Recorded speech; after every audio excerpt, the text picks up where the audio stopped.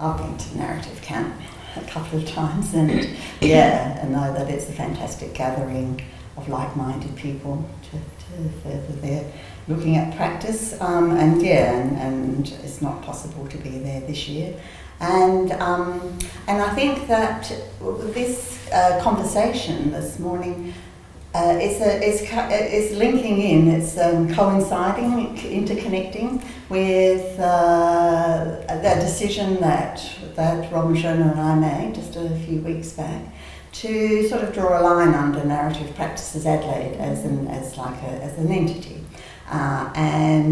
After 11 years of being joined in that way, and that we thought that this conversation would be a way of us sort of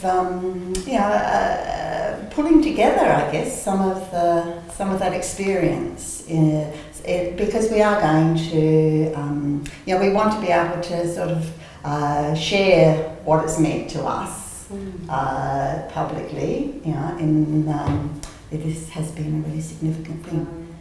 Hello to Narrative Camp and Peggy, and your presence is very much with us in the conversation today, whatever emerges. I think it's a time of transition, and it's a really important time of transition, personally for many of us, but also for Narrative Practices Adelaide. And so it's kind of, as Maggie was sharing, it's a real coming together of an opportunity to talk about that time of transition, but for me really about the history of what brought us together, and has been such an amazing journey. We've all have such passion, and it's been an amazing journey. I hope it continues. So I think for me the hope around this conversation is that somehow we get to share and exchange some of what brought us together and the history of Narrative Practices Adelaide and what that's been about, and your parts in that, and Peggy's part in that, and many other practitioners' part in that. I guess for me, the R word has been just filled with so many dilemmas, because being involved in such exciting projects that have felt so important to me, and then noticing things in the world going in directions that were unexpected, and worrying about that, and sort of thinking, how do I say goodbye to something without saying goodbye to it? Is the sort of position that I haven't come to terms with at all. And I think the place that Narrative Practices Adelaide has played has been a very important one personally, but also in talking to other people about what it's meant to have that organisation and us as a group hold on to that place here in Adelaide has been very special. So yeah, I'd like to acknowledge that, and also to quite excited that you're talking about the dilemma about where you face at this time of life, I guess. It seems like we've got some extraordinary things to start with, and maybe Shona, because you've gone back that little bit further to the origins in your thinking about what might be important. Would it be okay if you were to start to tell a little of that story of what's been important to you in the history of, and the prehistory of this place, and coming together and doing the work you've done? Oh, yeah. I'm sure others will join you along the way, but... There's so many different places to start with that, because I was thinking about where we are sitting here in Nada, but Rob can talk about that, because that's such an important history that's also woven in. But then how Maggie and Rob and I came together, that we've all got stories to share about that, and then how you and Marilyn came together. But there is a common thread, and that common thread goes back to our strong interest in finding ways of working in therapeutic contexts that were embracing of people's experiences of life and non-pathologising of their experiences of life. And I think that interest, that vital interest that all of us held, brought us together to really find a practice framework that would enable us to have conversations in communities, in groups, and in therapeutic conversations. And we all found our way to narrative therapy via our connections with Michael White and others. And I can remember where I was, sitting in a group, in a room in Carrington Street, that we all know well, that beautiful upstairs room of Michael's, and with a group of people. And I remember thinking, oh, this makes sense. This makes sense in my heart and my head. And it was no longer just something in the head that I was hearing about, or it was no longer just a feeling. It was like the two bits coming together. And I had just finished postgraduate social work training, and I felt then that I still was searching for a framework.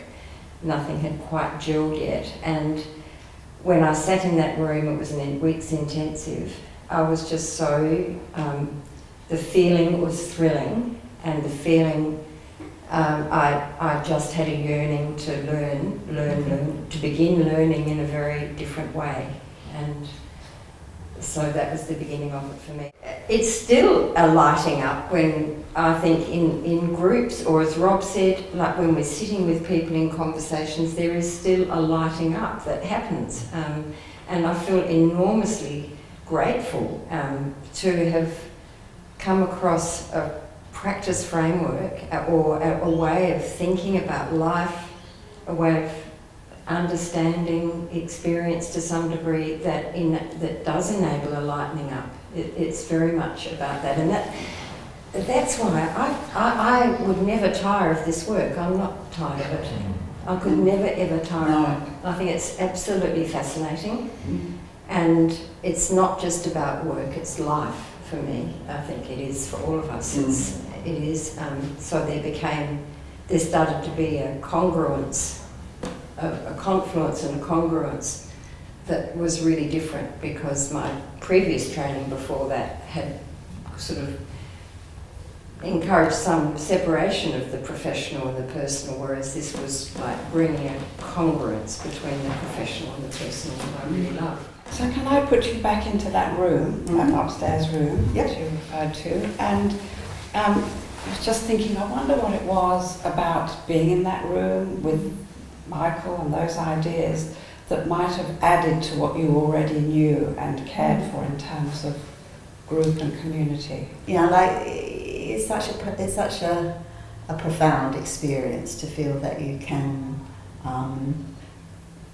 just by witnessing and acknowledging and responding to people, but that where people have lived lives that are so marginalised that have never been seen, or they've never had a sense of themselves as worthwhile or of value, and that to be able to witness that value and feel it and respond to it and to share what difference that has made.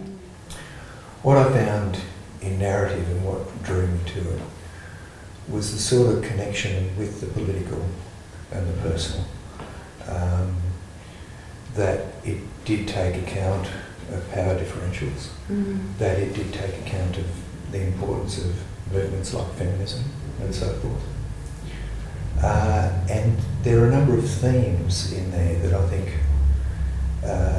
hearing them is one thing, using them, talking with people about them, they become more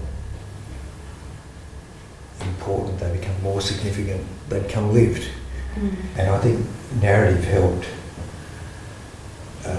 find ways to take account of the politics of men's place in terms of authority and positions of power, and, but also help invite men to challenge and to move from a very limited story about what a man can be to a more expansive story, that was connected to relationships and so forth.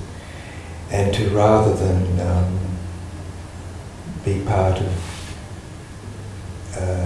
judging them and having them feel even more disconnected from people, to find ways to talk with them and engage them. and for them to then engage with, a sense of, Michael called it personal agency, and I think that as a term has just grown to mean more and more, that where a person has a sense of having a say in their life and to be able to do things that are consistent with their values. The other concept that's been really, really central is the idea that when we take seriously that people have things to say about their own lives, when we actually believe that, when we know that people have ways of finding their way through dilemmas, when we actually believe that that is true, for me that was life-changing. Absolutely life-changing. So can you say some more about that? What have you become a party to and a witness of when you encounter that? Well, I learned it from Michael. Yeah. And I learned it, and it was a big learning, and it's a visceral learning, because I think when I got that, I thought, well, you can never be stuck. Like, you can never be stuck in a conversation or in a group if you actually really believe that people have got things of value to say about the predicament and how they're going to manage the predicament and get through it.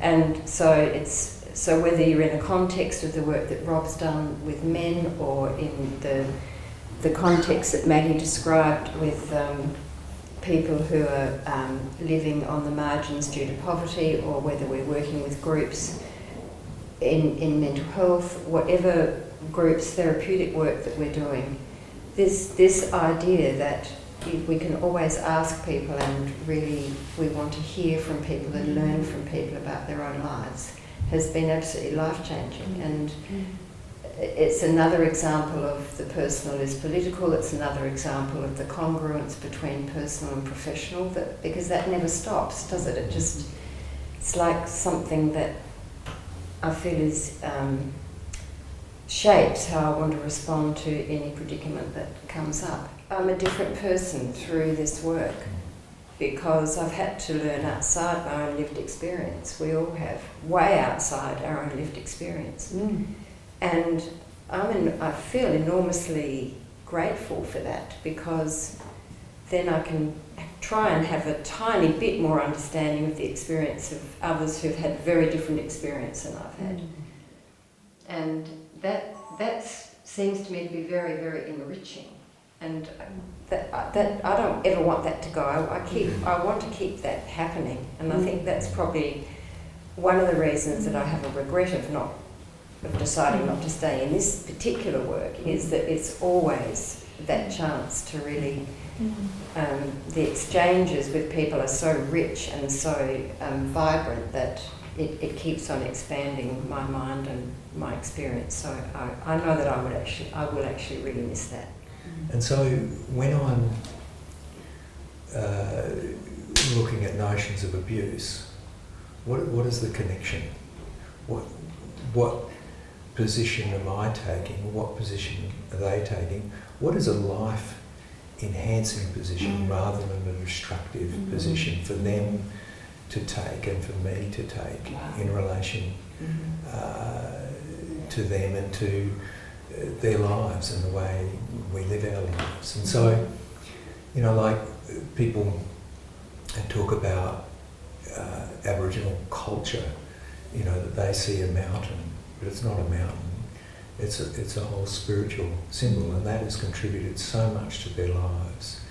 And to come along as a company and destroy that mountain for diamonds or whatever. Like, really, what is going on? Where is the connection?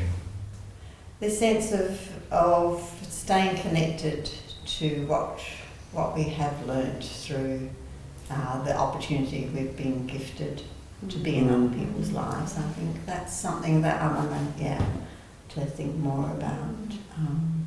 And And yeah, and knowing too, and like from this conversation, how things like come up and go down in this liminal phase, and that I don't have to say what it's going to be, Mm-hmm. you know, that it's a process of like keeping these things close, Yeah.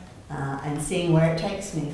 It's the little moments of connection that we find, that we know that where there's a resonance. And so what's coming for me from this is, again, thinking about what you mentioned earlier, Maggie, because I really resonate with all of the things that you said, about finding, not forgetting what we give value to, like finding that, and if that's the measure, and if you can stay connected to that, and you find others, hopefully stay really connected with others too, then you find islands, and islands become continents, and continents become archipelagos, and somehow the life continues to be lived in a really rich way.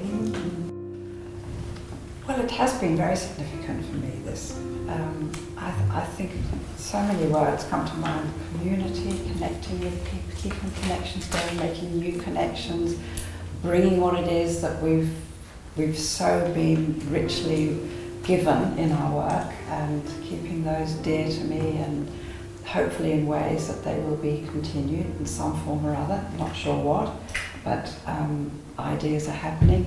I love the idea of which you introduced to us, and it's so familiar, the betwixt and between, and the liminal phase, and how that can be fluid, and at times you have a little pause and reflect and say, well, this is what I'm gathering. And so all of these conversations have been wonderful for me, so I'm truly grateful and thankful that that idea got a bit of a going and you agreed to it, and you all agreed to it. So yeah. And I feel a little reinforced around the big questions of life, and those dilemmas that exist that around how the world's not going as we would have perhaps once wished it would.